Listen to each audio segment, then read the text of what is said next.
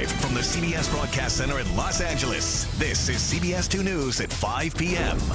Developing news, children taken from parents caught crossing the border illegally are now being warehoused in facilities near San Diego. They are among the thousands of kids forcibly separated from their families by Border Patrol in the past few weeks, even as the outcry over the controversial family separation policy grows louder. President Trump and his administration refuses to back down. We do have team coverage on this controversial issue tonight. Dave Bryan has a political reaction, but we begin tonight near the border. Our Michelle Gili is live outside the El Cajon facility where children are being sent. And Michelle, we understand that some members of Congress visited several of the Southern California detention centers today. That is right, and this is one behind me here. One of the congresswomen who was here calls this child abuse. Another came to the border today, she says, to investigate the cruelest act going on in America. And so this is not an immigration issue. This is a humanitarian issue. It's about the children. More than a dozen Democratic members of Congress, including several from LA and Orange County, toured 4 detention centers today near the border. The goal, they say, is to continue to highlight the inhumanity of the president's zero-tolerance policy, where children are separated from their parents as they try to enter the United States. That they had no chance to say goodbye to their kids, that they were put into a room in some instances and were just told that they weren't going to see their kids anymore, was heartbreaking. And that is what is happening, and that is the injustice. House Minority Leader Nancy Pelosi was a part of the delegation that visited this detention center in El Cajon. The Department of Homeland Security provided this video inside of the facility where 62 boys are being held today. The migrant children as young as 6 years old have either been separated from their parents or arrived in the U.S. alone. Congressman Juan Vargas, who represents San Diego, fired back at President Trump, who has blamed Democrats for the separation of children from their parents. So has this been the policy? No, this has not been the policy. The policy has been to try to keep families together. Right. So yes, before there's been unaccompanied minors, yes. Kids have arrived without their mom and dads. But no, we didn't take children and rip them away from their moms when they were trying to nurse their kids. We didn't do stuff like that. No, that's new. Demonstrators are at the front gate of the facility, including a Santa Maria school teacher. Elizabeth Osborne left home at 3:30 a.m. to be here to protest what is happening to the children. I have a very strong feeling about what's happening here, and I'm very disappointed in what's going on with our nation. And separating children from their parents is not anything that anybody should do, least of all in the United States of America. Now, there are different facilities where the girls are being held. The delegation did not see those today. These Congress people said that the president started this and the president has the power to end it. Live in El Cajon, back to you. Michelle Gili along the border for us tonight. All new numbers tonight as well. The Department of Homeland Security says more than 2,000 children have been separated from their families in the past 6 weeks. And Dave Bryan joins us now. And Dave, the Trump administration continues to defend the policy, but lawmakers from both sides of the aisle call on him to end it. Pat, that's right. The Trump administration is holding firm on the controversial policy, and they're laying the blame squarely on Democrats and existing laws. Congress and the courts created this problem, and Congress alone can fix it. No apologies from the Homeland Security Secretary during a briefing that at times turned raucous. How is this not child abuse? Which, be more specific, please. Enforcing the law? Asked if the children who have been separated from their parents are in fact being used as pawns to pressure Congress to pass a bill that includes funding for building the border wall. Homeland Security Secretary Kirstjen Nielsen insisted the administration is simply following the law. The children are not being used as a pawn. We are trying to protect the children, which is why I'm asking Congress to act. But the fact is the family separations are the result of the Trump administration's interpretation of federal immigration law, an interpretation that no other administration dared adopt. Today, California Senator Kamala Harris called for Nielsen's resignation.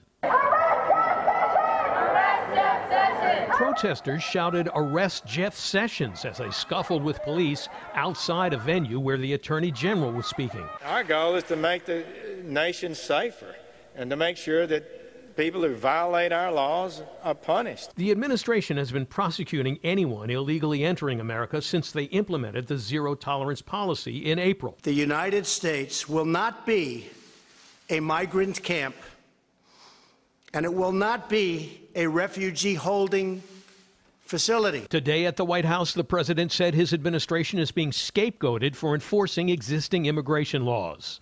Former First Lady Laura Bush condemned the practice in a scathing op-ed. She compared the detention centers housing children to Japanese internment camps. Former presidential candidate Hillary Clinton also spoke out today. Separating families is not mandated by law at all. That is an outright lie. Images from a detention facility in Texas show children in cages. They're describing this as the choice between open borders versus afflicting families, and that's not the choice at all.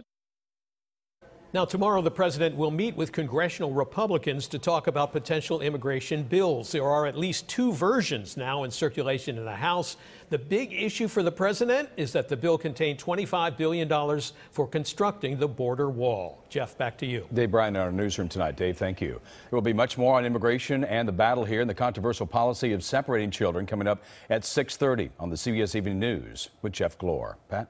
Well, developing news right now, a mysterious death in West Hollywood. A man's body is discovered on a sidewalk, and some neighbors believe something sinister happened. CBS 2's Greg Mills is live at the scene on Hacienda Place in West Hollywood. Greg. And Pat, the coroner was just here, took the body away, and investigators, in fact, are wrapping things up. A man fell to his death from this window. Investigators have been here all day. The apartment window is open, and the screen is torn. There is some signs of some type of struggle or some type of scuffle that may have occurred inside there. The West Hollywood sheriffs got the call around 6:45 this morning. A man had fallen from a window and was unconscious on the sidewalk.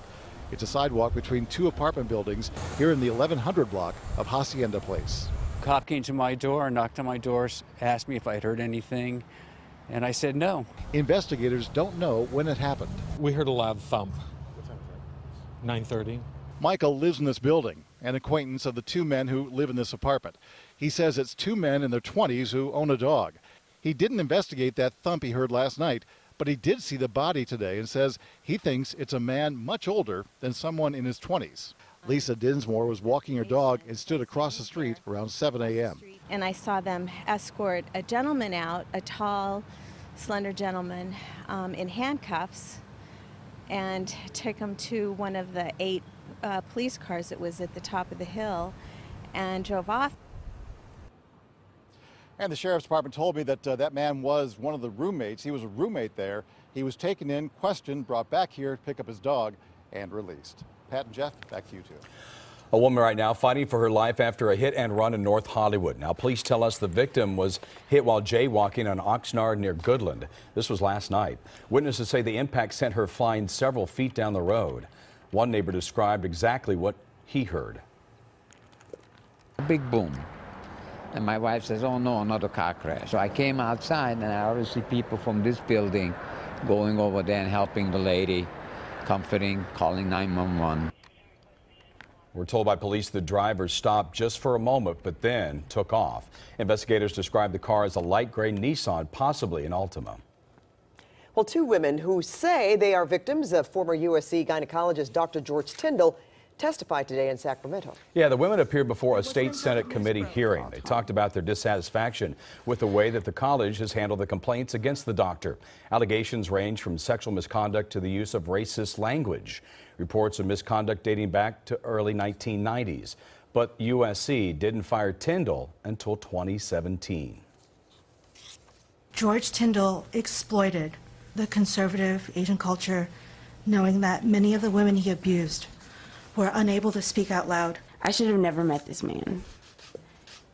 Given the countless complaints the university had against him over a course of decades.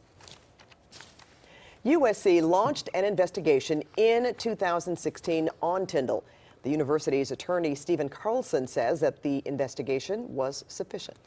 More trouble tonight for troubled actress Heather Locklear. We'll tell you what is happening to her now. And Meghan Markle's dad speaks out for the first time on the royal wedding he missed. And Prince Harry's phone call asking permission to marry Megan.